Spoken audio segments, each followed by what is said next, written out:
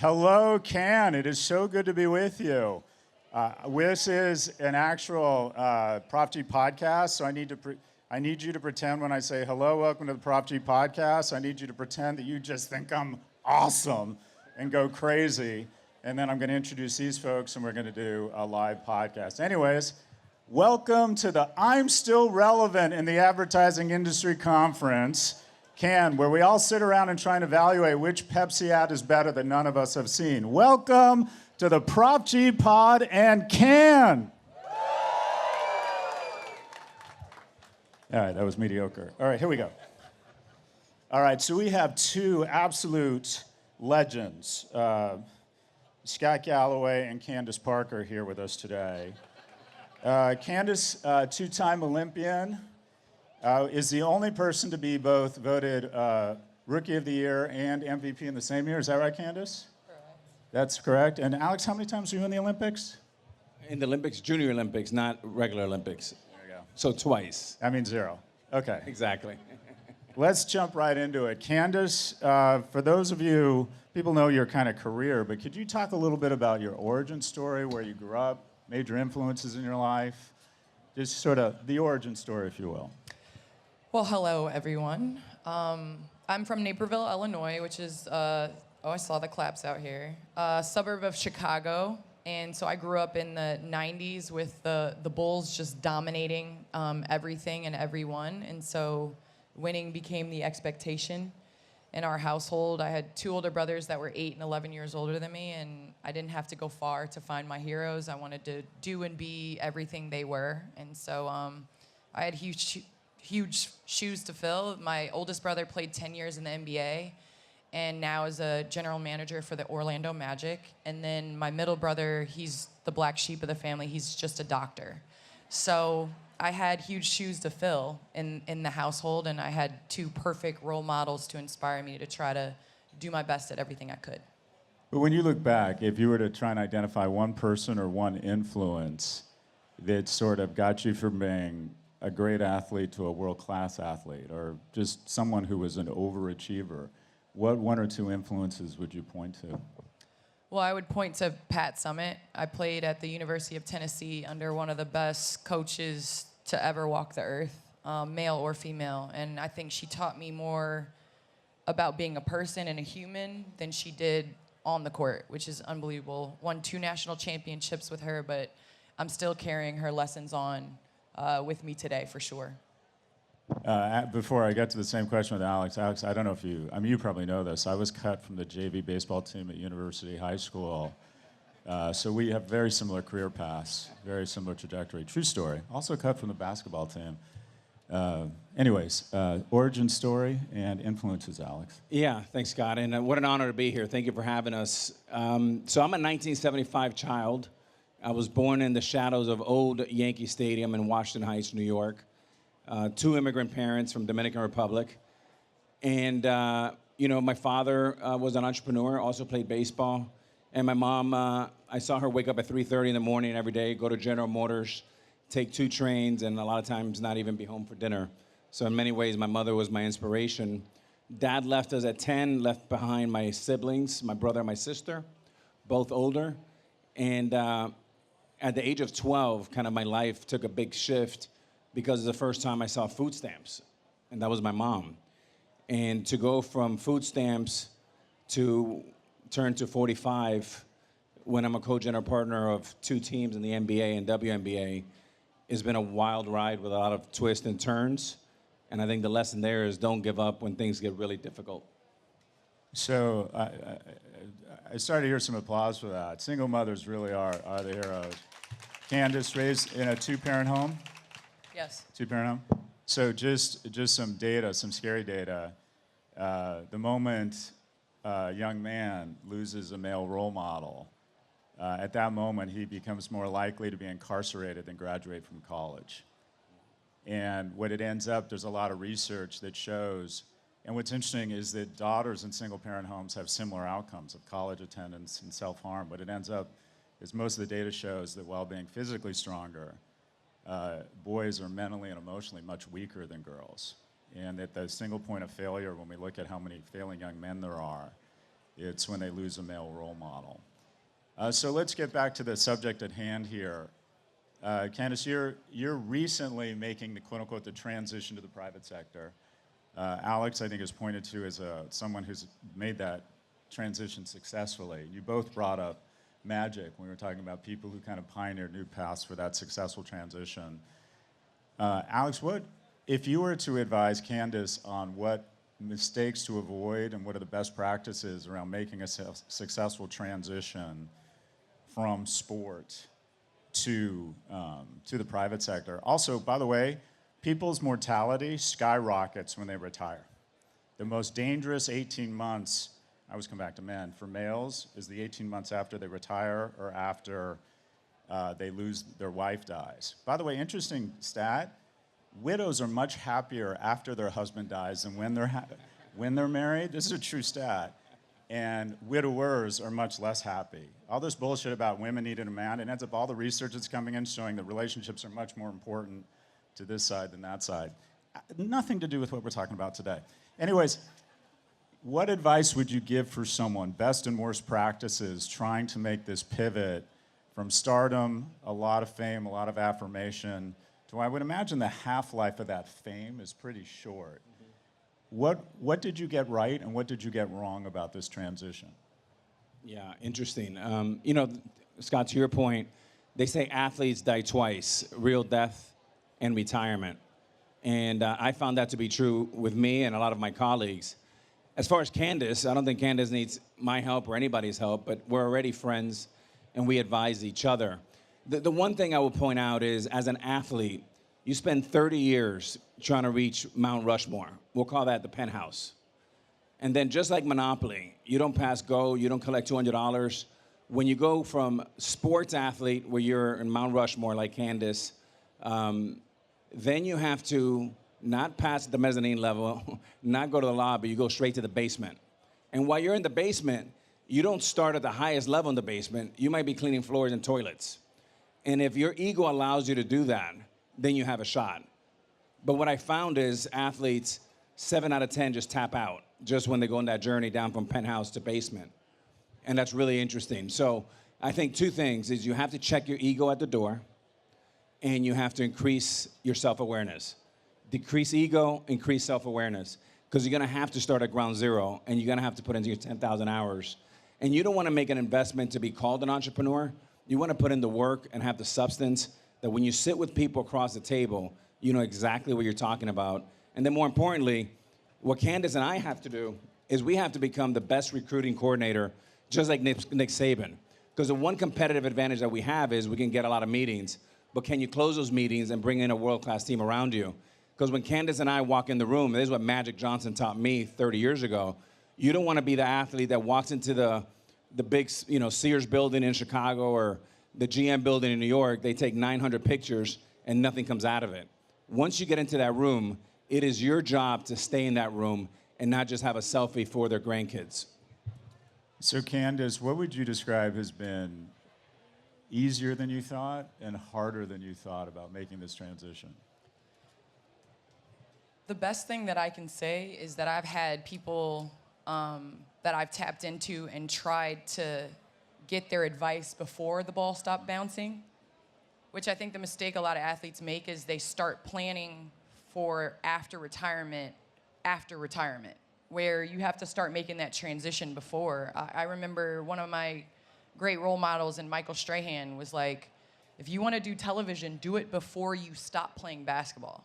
And so I started, doing TNT and doing Turner and going to NBA TV and, going and doing SEC Network because Michael told me, he was like, I got up after I played a game on Sunday and I would go do a radio show that Monday. And he's like, and because of that, people think my journey to saying hello or good morning to millions of people was just me deciding to do that after I played. No, I put the time in. And like A-Rod said, I think as athletes, we forget the 10,000 hour rule. We look back at our career and we think that it was easier to get to the top, and it's not. And I think when you want to reinvent yourself, which is what essentially we're doing in the next chapter, you have to do it through putting the time in. And I don't know, I'm just grateful for people like A-Rod that would take a Zoom call. I mean, anytime I text this man, he's like, yes, let me know when you want to get on. And I think it's using that to an advantage because just as when you were a player, there were coaches that would stay after with you if they saw that you wanted to put the time in. It's the same thing in business. If people see that you're interested and want to put the time in, people are eager to help. And so that part has been easier than I expected in terms of getting the information, and then everything else is just rolling up your sleeves, being willing to say you don't know stuff. As an athlete, I think sometimes, like he said, your ego is high. You don't want to admit that you don't know things, and that's a cardinal sin. It's okay to not know stuff. It's not okay to continue to not know things. So in addition to your other ventures, you're the president of Adidas Women's Basketball. So we are our shoes, right? Our shoes and our watches supposedly identify who we are. We've got A-Rod and Nike. They've been a lifelong sponsor, right? And you're an Adidas, as they say here in Europe. I'm wearing On, which means midlife crisis. So Candace, let's start off. This is an advertising festival. Obviously, two of the biggest and best advertisers in the world. Why, in your view, as a consumer and somebody who sees it from kind of the inside of the matrix, if you will, why is Adidas doing so well, and why is Nike not? Candace. Ali, seat got hot. Well, I want to talk about my origin story first. Sure. I was a 14-year-old kid that grew up in Naperville, Illinois, that was a huge Tracy McGrady fan. T-Mac was with Adidas at the time. I had the only purple T-Macs. I was the only female in the country. They sent those to me, and this is before NIL, before they could pay. They started sponsoring my team in high school. And when I put those kicks on, it did something to me because I felt like I was like the guys. There were 3 other guys that had them in the country. I was the only female that had it, and it just did something to my soul. It did something to my inspiration, and it really showed me that products can help an athlete's journey a great deal. And so then fast forward, I went to Tennessee, which was an Adidas school at the time, for 4 years. And then afterwards, it just was seamless, like to sign with Adidas for the pro career. And I've been with them throughout my 16-year pro career. And that's through pregnancy, that's through injuries, that's through going overseas for 10 years. We've gone through the ups and downs and the ebbs and flows. We've grown, we've taken 2 steps back. So I think being on the inside of Adidas, it really truly has become more than a partnership. And from that, I think blossoms amazing possibilities. And so this opportunity came about at a time where women's sports is on the brink. And it's not a moment, I think it's momentum. And so I really wanted to help change the game from a different perspective. I mean, Adidas was at the forefront. I had a signature shoe my second year in the league. So they've always been at the forefront of change. And so to kind of help them through this process, I mean, things were bleak in 2020, as they've always been. But I think, we got a new CEO. Bjorn is great. And he's really empowered the voices that represent the different sectors of Adidas. And what, in your view, is Adidas what are they doing right? I mean, we're at an advertising festival, and it just feels like Adidas is killing it. Why do you think they're doing so well? Well, we're in Europe, too. So I think Adidas is a global brand. We know that. And, you talk about the impact of soccer. You talk about the impact of, the NFL and how it's becoming more commercial overseas. And just the everyday mom and pop's story. And so I think the moves that Adidas has made after COVID, after 2020, 2021, I think have been positive. I think we'd like to do a little bit better in North America, the demographic of the young 14 to 18 years old. And we want to win that, but we also want to win women, and I think that that's a huge key for us in our success in the future. So Alex, Nike stock is at a 10-year low. Your thoughts? Yeah. A few things. I think it usually comes down to a few things. I mean, there's 4. There's vision, there's strategy, there's talent, and there's execution. And then what I find when you study companies going back 100, 200 years, Phil Knight now is like Gen 3. So we're far removed away from Phil. And Phil's who I did my deal with in 1993 and then again in 2001. And he's just a relentless, amazing operator, right? And the folks that he had that created the Jordan brand, a lot of them have gone on to other places. But Nike almost had a bit of a monopoly, right? It reminds me a little bit of ESPN. And now ESPN has all type of competition. Nike does too, whether it's On, Adidas, Lululemon, Aglo, they're all over the place.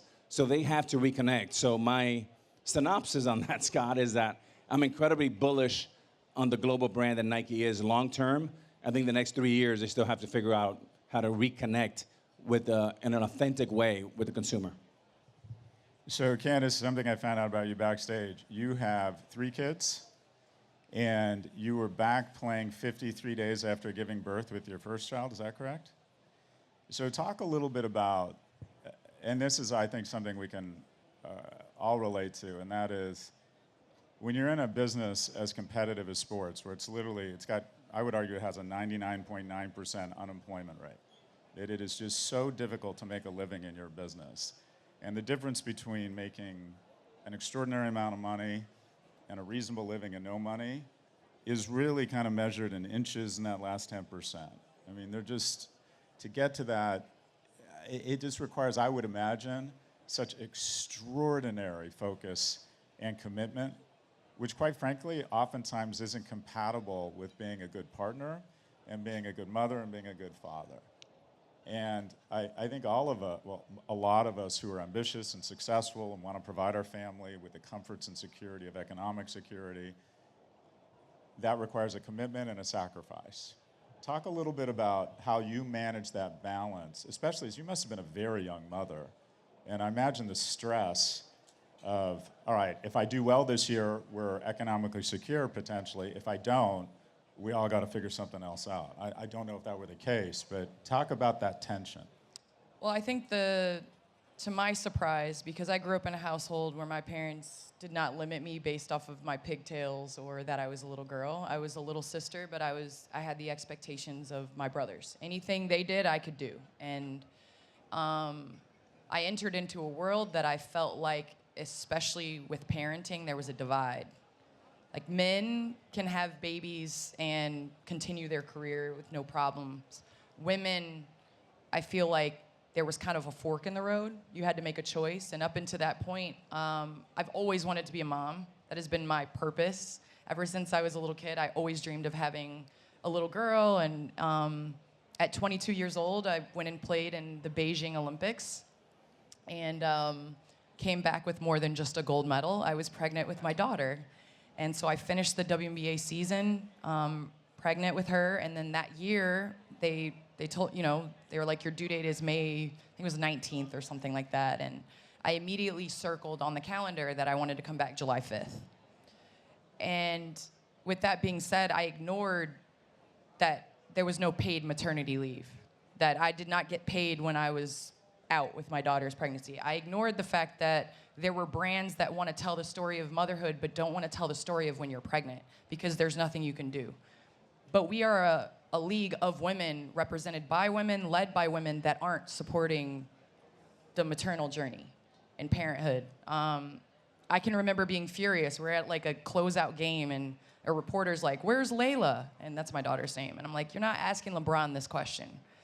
So I think I realized the double standard and the amount of pressure that is on you when you decide to do things simultaneously. You want to have motherhood and you want to have a career. And I'm proud to say that the women of the WNBA have helped change that narrative a little bit, in terms of now there's paid maternity. Now, are we where we need to be? No, not at all.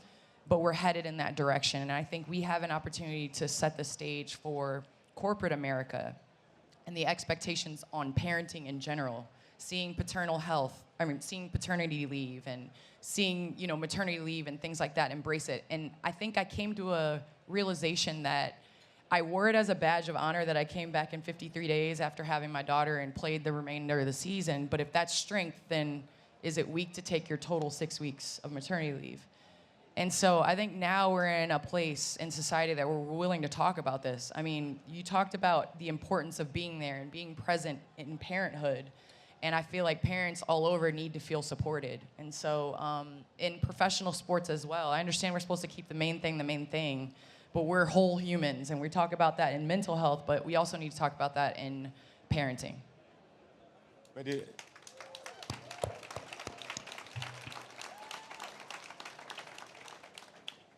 Alex? I have nothing to follow on that. That's amazing. I agree with everything you Well, said. let me just, so there's the tension between corporate America, and we've still got a lot of work to do, right? Between corporate America and recognizing the species needs to continue, and we need to provide some grace and opportunity. And I'm a huge fan of data. Now, younger than age 30, women are making as much or more than men in America. Where they fall to 77 cents on the dollar is when they have kids. Like the glaring gap in the relationship between corporate American society is we don't know how to maintain the trajectory of women's careers once they have kids. That it literally goes from parity to 77 cents on the dollar. The question I want to get to, in addition to obviously there's work to be done in terms of the tension between corporate America and corporate Europe and propagation, and the fact that women typically play a more important role in propagation. What about managing the tension between you, and I'm projecting here because I've had this tension for about 40 years, 30 years. I don't know if you know this, I'm a little bit older than you guys. But the tension of trying to manage excellence professionally, which is just an enormous commitment. It's not an 8-hour-a-day job. It's like you're in your head thinking about this all the time, or at least I was, and trying to maintain a good partnership and show up and be a good parent. I'll start. I struggled with that. I really did, and it created tension in my relationship. Because I'm like, okay, we all benefit from the accoutrements of this additional focus and commitment, but at the same time, you know, I would be on the road for 2 or 3 weeks and come home and notice that my boys had grown, and that was rattling to not be there for that. So I'll start on this side. Alex, how do you manage that tension in your personal life, especially when you were an athlete and on the road a lot? Yeah, I'll never forget George Steinbrenner, the principal owner of the New York Yankees before he passed. He came in 2007 to our Tampa clubhouse in spring training, and he introduced Chad Bolin. And Chad Bolin was basically a psychiatrist.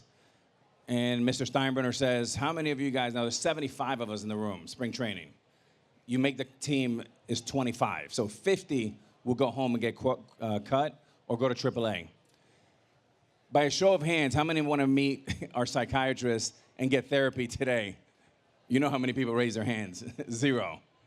So a couple of us talked to the boss, and we said, maybe you need to like reframe how you phrase that. And he's like, what do you mean? I thought it was a great pitch. I said, well, not really. But this is still in 2007. So a couple years later, in 2009, the year we won the world title against the Philadelphia Phillies, he goes, all right, I want to reintroduce Chad Bolin. Everyone like puts their heads down. And he says, he's our performance coach. And about 65 of us raised our hand. So a lot of it is like democratizing this idea that people need help. And I know that I've been in therapy for the last 12 years, and it's changed my life. That's really important. Scott, I do want to hit on, thank you, Paul. One person's done therapy in the whole beach. I do want to come back and double click on the greatest investment in this conference is women's sports. And I'll tell you some data, because Scott likes data. So our good friend that we all know is Mark Lazary. About 10 years ago, he bought the Milwaukee Bucks for about $550 million. A couple years ago, he exited for $3.5 billion. That means for every dollar you put in, he took 7 out. Those days may or may not be over for the male. But for the women in the WNBA, I still think if you invest $1 today, you can take 15 or 20 out in the future. And my daughters, I have a daughter, one is a rising junior at the University of Michigan, the other one's a rising senior in high school, and then I'm an empty nester. They said, well, Dad, what's the difference at dinner between investing in the Timberwolves or investing in the WNBA, the Lynx? And I said, well, darlings, if you invest in the NBA, is a blue chip stock like, call it like Meta today, which is blue chip, is going to grow over time, is great. An incredible league, great leadership with Adam Silver. If you invest in the WNBA, it's like investing in Meta 15 years ago, where you can still make it 20 to 1 or 15 to 1 for every dollar. So from a marketing point of view, you're paying a fraction for advertising dollars for the women, and we have one of the great players in the WNBA, Nafisha Collier. And she's the greatest bargain, I believe, and I'm biased, for the WNBA. A fraction of what you're going to pay Anthony Edwards, but you're going to get comparable impressions, comparable views. And not only that, she's a mother, has a great husband, Alex, who was on stage before us, and ramped up one of the great leagues called Unrivals. I mean, this woman is incredible. And I just laugh how people are not looking at it and just knock her door down. Because if I'm an advertiser, I'm knocking on her door. Any thoughts, Candace? Managing that? No, I'd like to echo. I mean, obviously, I think it's time has been the biggest thing. We've been yelling from the rooftops about women's sports for a very long time, and to see the visibility, but it's also the time catching up. Like, we were talking backstage about how the MLB is 150. Like, I just did a message for the Cubs. I'm a Cubs fan. I'm sorry. 150 years. You know, it's their 150-year anniversary, and the WNBA is 28 years young. And so I think the time is now where the moment is meeting the momentum and it's going forward. But, you know, I'm doing everything in my power to try to be involved or have an ownership piece in a WNBA team right now. And, you know, I mean, we've talked about NWSL, we've talked about Love B. But, I mean, I think that the growth you see on television, since we're talking numbers, 95% of sports shown on television is male. Do you think that number is going to go up, in the words of Mark Lazary, or do you think it's going to go down? I would like to bet that there's probably going to be more women's sports shown on television. And so just that number alone is dollars. I mean, it's advertisement dollars, it's growth, it's time, it's all of those things. Yeah, just to wrap up with some data and one last question. The asset class, teams are an asset class, or a multi-billion-dollar asset class. And the thing that has driven the outsized returns in this asset class is the fastest growing demographic group in America. It's not Latinos, it's not seniors, it's billionaires. Because of out of fucking control income inequality, the number of billionaires has gone from 500 to 2,500. So the numbers, let's be honest, Republicans buy football teams, Democrats buy newspapers. The demand side has quintupled. And also the leagues themselves are regulated monopolies because they have all this goodwill. We've decided that new entrants can't come in unless the incumbents decide they can manage the supply. So you have this economic anomaly which creates richer and richer incumbents. So there's that. Anyway, so last question. If you could give a 25-year-old who maybe went into the league, didn't have the storied careers you have, and one piece of advice you would give a young person who maybe, quite frankly, didn't just quite get there, right? And that's 99% of your peers never got to the levels you got to, are going to recognize the opportunities. What advice would you have to your 25-year-old self had you not made that leap to excellence? Thought you were going first. I would say those times where you don't feel like getting up and doing things, the same thing that you did when you were playing your sport, do in this next phase of life. I think in a world that likes to put people in lanes and boxes and who should sit at this table and whatever, I feel like you don't know it's possible until it's done. And at the end of the day, the same type of personality that you develop through your sport, in that we learn to work on a team. You learn to win and lose with people. You learn to deal with people that had diversity of thought and where they were from. We've learned to stand up and speak when your voice shakes. I think do all of those things in the next phase of life. Yeah, and I'll end with just a few data points. When I was 18 years old, I looked at these 3 data points, and it was kind of life-changing. So when you look at the major leagues, there's about 800 Major League Baseball players today. So you make 90% of your income, of your lifetime income, from age 20 to 30. That's different than everybody in this room. Then, less than 5% of those players have a college degree. And when you look at these numbers, they're alarming. So what I would say is fast forward what your vision is when you're 50 and then work backwards. And how you manage the first two arcs, the first 2/3 of your arc, how gracious you are, how you behave yourself, the things you do to build relationships, the payoff on the back end is gonna be massive. But really thinking about, because they will answer your calls and emails in the first 2/3 while you're playing. They're gonna forget about you when you're not. So it's your job to manage the front 9 so you can really have a big payoff on the back 9. Candace Parker is a WNBA legend, 2-time Olympic gold medalist, and one of the most influential athletes of her generation.